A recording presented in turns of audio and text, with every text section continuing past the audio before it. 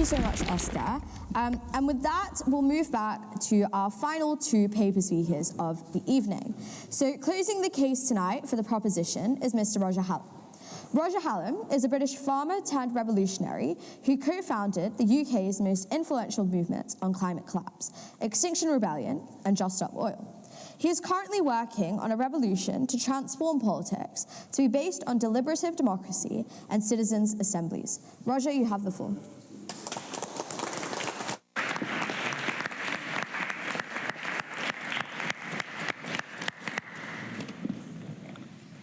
Hello, everyone. I'm going to stand here so I can see everyone. I hope that's not breaking some century-old tradition or something. Is that okay? Right, great. I've only got 10 minutes. I don't really like 10 minutes, so I'm breaking some traditions as well, because this is a Zoom meeting on Sunday where you can come and have a chat with me about what I've said. So there's only 20 of them, so you're going to have to rush forward and get your sheet, because I've got to go soon. I don't know, what time is it? I've got this Cinderella thing where I've got a tag, and if I don't get back to London, I go to prison tomorrow, if you see what I mean. So someone's got to make sure I get out of here. It's not 25 past. Yeah. Right, I've got 10 minutes. Someone told me it was going to be finished. Anyway, right, I'll get on with it. Okay, so I did research at King's College, as some of you may know. So I'm a sort of social scientist. I like evidence. And there's a hypothesis about Cambridge students, which you're probably aware of, which isn't very flattering, which is most Cambridge students are here because they're lucky, otherwise known as they've got rich parents, and other Cambridge students are here because they're clever, because they are clever. So I'm here to talk to the clever students, as you might say. So obviously that's all of you, because, you know, you're biased. But so I'm just going to go through what clever and not clever is. So clever is to be able to look at the evidence as opposed to social convention, right? So in the good old days, you know, people used to think that the sun went round the earth. You remember that one? And then someone came up with the idea that the earth goes round the sun, and all the clever people went, it does actually go around the sun, but all the social convention people said, no, no, no, you know, the Catholic Church says, you know, it's the other way around. So that's a problem, isn't it, right? It's evidence versus social convention. And I looked it up this afternoon, I think Darwin came to Cambridge, didn't he, in about 1850, and he had this bright idea that humans were descended from apes. Do you remember that?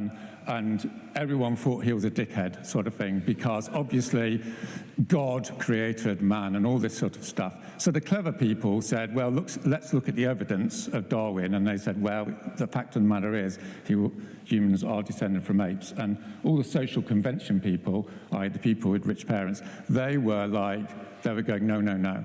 So the third example is that the thing here is this House believes the party political system is dead. In other words, the party political system is dead now, right? It's not in some abstract way. In 2024, it's dead. Well, obviously it is, because the climate crisis is going to destroy civilization in the next 20 years. That's a done deal, assuming you want to look at the evidence, which obviously a lot of you don't want to look at, which is why you won't believe it, with all due respect. No, I've just got to get on with it, otherwise I'd go to prison tomorrow. So here's a little diagram. It's a chart, actually. So while the party political system was on the go, they had, you know, a good 30 years to notice that sea temperatures were going up, which isn't good, by the way. And then this year, you see that's what's called an exponential curve. Yeah, actually, it's called super exponential. So over the last 12 months, sea temperatures have gone up by half a degree. That should take like tens of thousands of years. In the time of the Great Dying, sorry, I've got to go soon.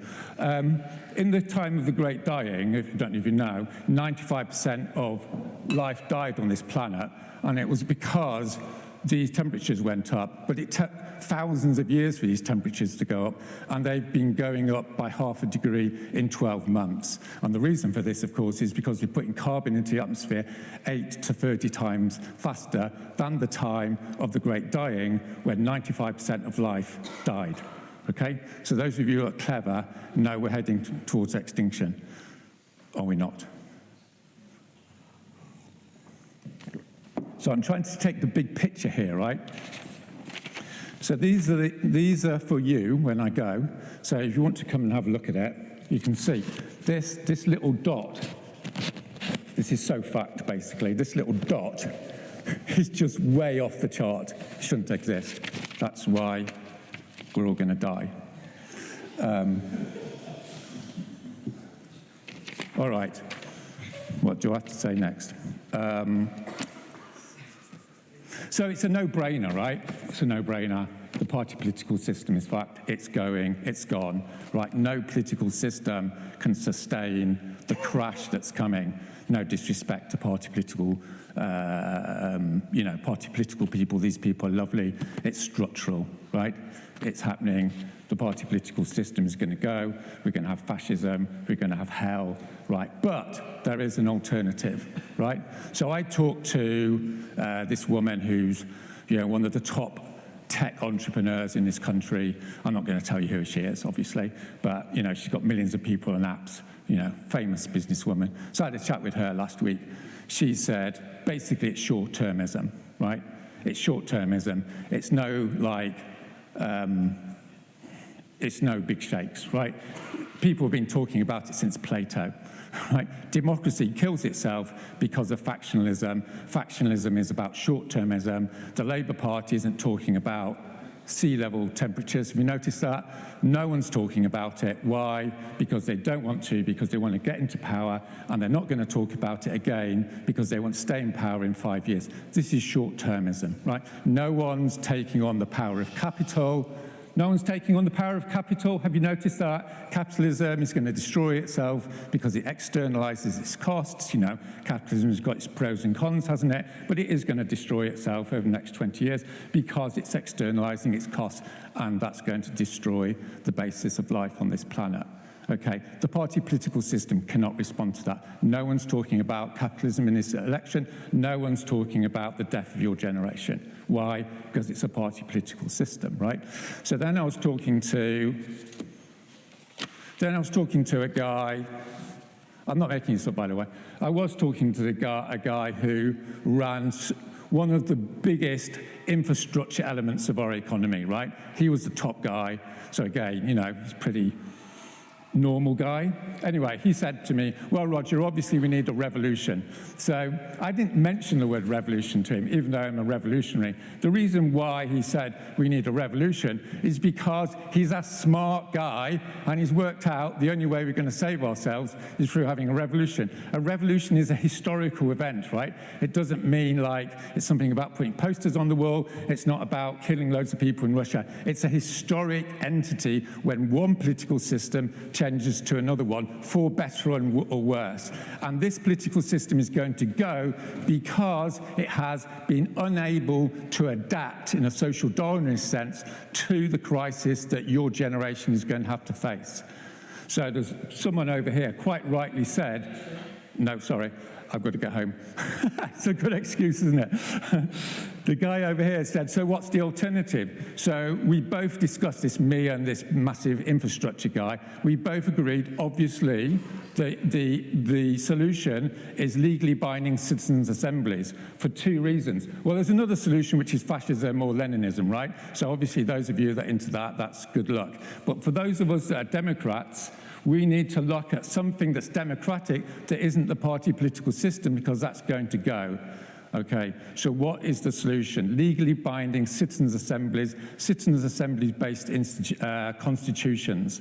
Okay, so some of your colleagues, some students at Yale have got together, you can check them out, and they're designing the constitutions for the 21st century. So why are citizens' assemblies really cool? Number one, because they're selected by sortition. In other words, people are selected outside the money system, outside the patronage system, outside the capitalist influence system. They're selected by chance. So if you've got 70% working class people in the country, there's 70% working class people in the assembly. You cut out special interest. That's great. So they can actually look at things rationally. They're not trying to get into power. They're ordinary people. They're sensible. They care about their kids, not about power. Number two, they deliberate in a free and fair way, like over a period of time, over several weeks, so that they can look at the evidence. They can hear the experts. Right? And therefore, they overcome their polarization. People come together, they change their opinions, they get emotional, they actually become human, right? And this is going to be a massive challenge for your generation, is to bring your society together, this society, because everyone's going to want to kill each other because they're so pissed off. That's what happens when societies collapse, if you haven't noticed, right? So your job is to bring them together, and that's what citizens' assemblies do. 1 minute. Okay, that's good. So what happens with these citizen assemblies, and there's extensive evidence on it, is they come out with something rational, and dare I say it, the most rational thing to do at the moment is to slash carbon emissions like you're going to die for it, right, because you are, right, and do geoengineering and do social justice stuff with the Global South and all the rest of it, right? This is nothing party political. All you three obviously agree with it, but you're not going to get it through Keir Starmer, right? You're not going to get it through whoever takes over the Tory party. You're not, right? Because you haven't had it for 30 years, and they didn't do anything, right? They had the stats, and they didn't do anything. They fucked you over. No, sorry, I've got to go. So the upshot of it is, all you lovely people, I'm basically here for those of you who would have understood Darwin, right, and understood that the Earth goes round the sun, and now understand that you're going to die unless there's a major revolution in our politics. Obviously, there's got to be loads of other things. So party politics is dead, obviously. The main issue is what you're going to do next. And I'll have a good chat with you on Sunday. And now I've got to go.